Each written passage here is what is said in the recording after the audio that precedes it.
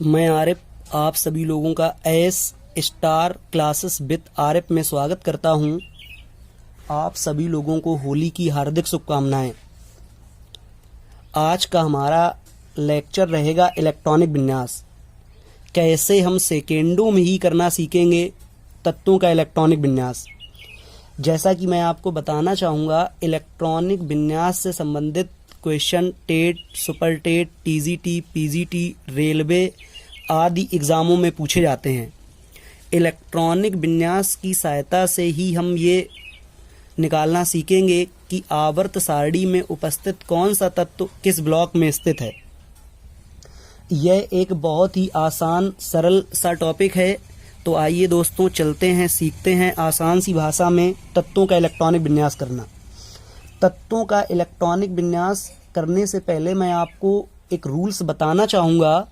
अच्छा, तत्वों के इलेक्ट्रॉनिक विन्यास से संबंधित वैज्ञानिक आबाहू ने एक नियम दिया था। मैं इस नियम को आपको नेक्स्ट लेक्चर में समझाऊंगा, लेकिन इन्होंने इस नियम में इलेक्ट्रॉन्स किस रूप में कक्षकों में प्रवेश करते हैं उसका एक क्रम दिया था। तो उस क्रम को मैं आपको बताऊंगा कि इलेक्ट्रॉन्स ऑर्बिटलों में कैसे प्रवेश करते हैं। तो जब इलेक्ट्रॉन्स ऑर्बिटल में प्रवेश करेगा तो इलेक्ट्रॉन सबसे पहले आपका 1s कक्षक में प्रवेश करेगा, 1s के बाद 2s कक्षक में प्रवेश करेगा, 2s के बाद 2p कक्षक में प्रवेश करेगा, 2p के बाद 3s कक्षक में प्रवेश करेगा, 3s के बाद 3p में प्रवेश करेगा, 3p के बाद 4s में प्रवेश करेगा, 4s के बाद 3d में करेगा, 3d के बाद 4p में करेगा, 4p के बाद 5s में करेगा, और इसके बाद डॉट डॉट आगे भी कक्षकों की संख्या होती है। लेकिन आज हम इतनी कक्षकों से इलेक्ट्रॉनिक विन्यास करना सीखेंगे। अच्छा, इसके आगे मैं नेक्स्ट वीडियो में बताऊंगा कि ये कक्षकों में आपने 1s को ही पहले क्यों भरा है, हमने 2s को पहले क्यों नहीं भरा। तो इसका मैं अलग से एक लेक्चर बनाऊंगा। आबाहू का नियम और कक्षकों को भरने का जो रूल है इसको मैं समझाऊंगा आपको। तो हमें इलेक्ट्रॉनिक विन्यास करने के पहले हमें इन कक्षकों का क्रम पता होना चाहिए कि पहले 1s के बाद 2s के बाद 2p के बाद 3s के बाद 3p के बाद 4s, इसके बाद 3d के बाद 4p और 4p के बाद 4p के बाद 5s। अच्छा, इसके अलावा भी मुझे उपकोष पता होना चाहिए। उपकोष जिसे इंग्लिश में हम लोग सब सेल कहते हैं, उपकोष की जो संख्या है वो S, P, D और F। आज हमारे पास जितने भी आवर्त सारणी में तत्व उपस्थित हैं उनका इलेक्ट्रॉनिक विन्यास S, P, D और F उपकोष में ही हो जाता है। लेकिन मैं आपको बताना चाहूँगा कि इनके अलावा, अर्थात मैं ये कहना चाह रहा हूँ कि फ्यूचर में जो आने वाले उपकोष होंगे वो G और H I करके आएंगे, G, H और I करके आएंगे। अर्थात फ्यूचर में आने वाले जो उपकोष होंगे वो G, H, I होंगे। तो आइए, S का पूरा नाम होता है sharp, principal, diffuse, fundamental. SPDF के पूरे नाम होते हैं शार्प, प्रिंसिपल, डिफ्यूज, फंडामेंटल। मैं एक बार फिर से रिपीट करना चाहूँगा, शार्प, प्रिंसिपल, डिफ्यूज, फंडामेंटल। इसके अलावा हमें ये भी पता होना चाहिए कि उपकोष में कितने अधिकतम इलेक्ट्रॉन समावेशित हो सकते हैं। जैसे S उपकोष में अधिकतम इलेक्ट्रॉनों की संख्या 2 हो सकती है, P उपकोष में अधिकतम इलेक्ट्रॉन 6 हो सकते हैं, इसके बाद D उपकोष में अधिकतम इलेक्ट्रॉन 10 हो सकते हैं, F उपकोष में अधिकतम इलेक्ट्रॉन 14 हो सकते हैं। S उपकोष में अधिकतम इलेक्ट्रॉन 2 होंगे, P उपकोष में अधिकतम इलेक्ट्रॉन 6 होंगे, D में 10 होंगे और F में अधिकतम इलेक्ट्रॉनों की संख्या 14 होगी। अच्छा, इसके अलावा आइए दोस्तों सीखते हैं हम लोग जैसे सोडियम का इलेक्ट्रॉनिक विन्यास हम कैसे करेंगे, और इलेक्ट्रॉनिक विन्यास की ही सहायता से हम ये बता पाएंगे कि सोडियम को आवर्त सारणी के किस ब्लॉक में रखा गया है। अभी जो पिछला रेलवे डी ग्रुप का एग्जाम हुआ था उसमें एक तत्व पूछा गया था डी ब्लॉक से। 4 तत्व दिए गए थे और उसमें ये पूछा गया था कि निम्न में से कौन सा तत्व डी ब्लॉक का है। तो आज हम इस चीज को बहुत ही आसान समझेंगे। आपको कैसा भी कोई भी एलिमेंट अगर मिल जाए तो आप उसका ब्लॉक तुरंत बता देंगे, सेकेंडों में आप उसका ब्लॉक बताएंगे। तो जैसे सोडियम, सबसे पहले मुझे ये पता होना चाहिए कि सोडियम का परमाणु क्रमांक कितना होता है। तो सोडियम का परमाणु क्रमांक 11 होता है। सोडियम का जो परमाणु क्रमांक है, सोडियम का परमाणु क्रमांक 11 होता है। अच्छा, किसी भी तत्व का जितना परमाणु क्रमांक होता है उसके पास इलेक्ट्रॉनों की भी संख्या उतनी ही होती है और प्रोटॉनों की भी संख्या उतनी ही होती है। जैसे सोडियम का परमाणु क्रमांक 11 है तो इसके पास इलेक्ट्रॉन भी 11 होंगे, इसके पास प्रोटॉन्स भी 11 होंगे। जैसे मैं कह दूं फास्फोरस, तो फास्फोरस का परमाणु क्रमांक 15 है तो इसके पास इलेक्ट्रॉन्स भी 15 होंगे, इसके पास प्रोटॉन्स भी कितने होंगे, 15 होंगे। अर्थात इलेक्ट्रॉन्स और प्रोटॉन्स बराबर हैं। फास्फोरस के पास, या मैं कह दूं सोडियम के पास, इलेक्ट्रॉन्स और प्रोटॉन्स जो होंगे वो उनके परमाणु क्रमांक के बराबर होंगे। तो आइए हम लोग करते हैं सोडियम का इलेक्ट्रॉनिक विन्यास। अच्छा, इलेक्ट्रॉनिक विन्यास करने से पहले हमें इन कक्षकों का क्रम पता होना चाहिए। तो सबसे पहले हम किस कक्षक को भरेंगे? सबसे पहले हम लोग 1s कक्षक को भरेंगे। तो यहाँ लिखते हैं 1s। अच्छा, 1s, इसमें s है तो s में अधिकतम इलेक्ट्रॉन्स कितने जाएंगे? 2 जाएंगे। तो इसके ऊपर हम लिखते हैं 2। मुझे कितने इलेक्ट्रॉन्स भरने हैं? 11, क्योंकि सोडियम का परमाणु क्रमांक 11 है और जितना परमाणु क्रमांक होगा हम इलेक्ट्रॉन्स भी उतने ही भरेंगे। तो सोडियम का परमाणु क्रमांक 11 है और हमने इसमें 2 इलेक्ट्रॉन भर दिए।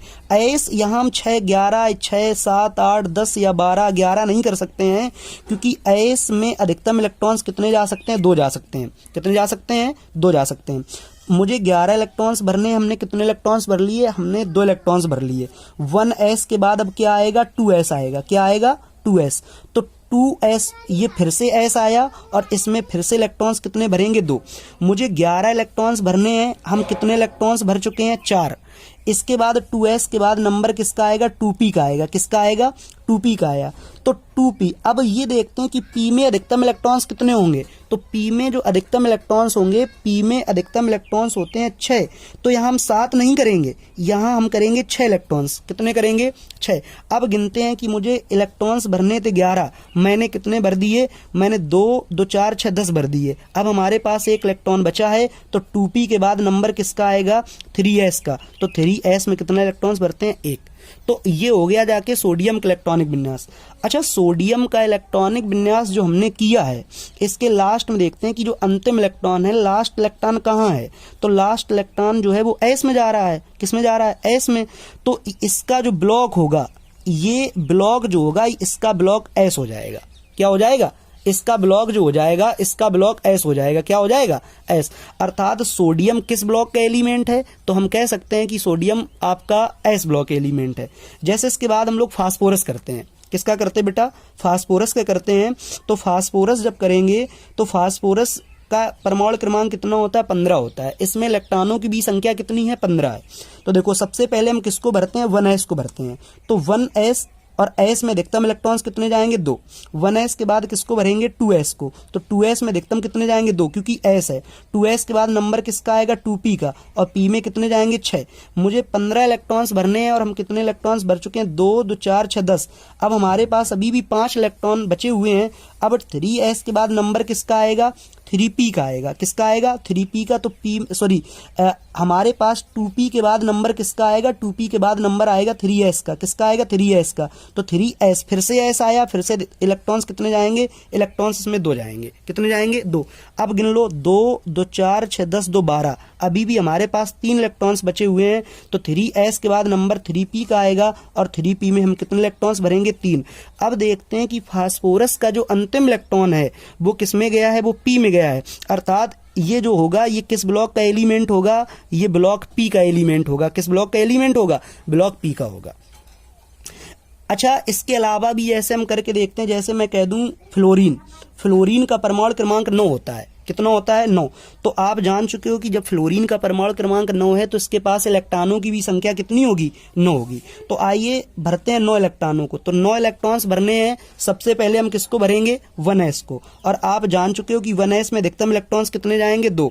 1s के बाद नंबर किसका आएगा? 2s का। और 2s में अधिकतम इलेक्ट्रॉन्स कितने जाएंगे? 2। 2s के बाद नंबर किसका आएगा? 2p का। और जब 2p का आया तो एक बार, अब वैसे हम इसमें 6 नहीं भरेंगे, एक बार गिनते हैं कि हमारे पास इलेक्ट्रॉन्स बचे कितने हुए हैं। तो मुझे 9 भरने थे। 2, 2, 4 और 4 और 5, 9।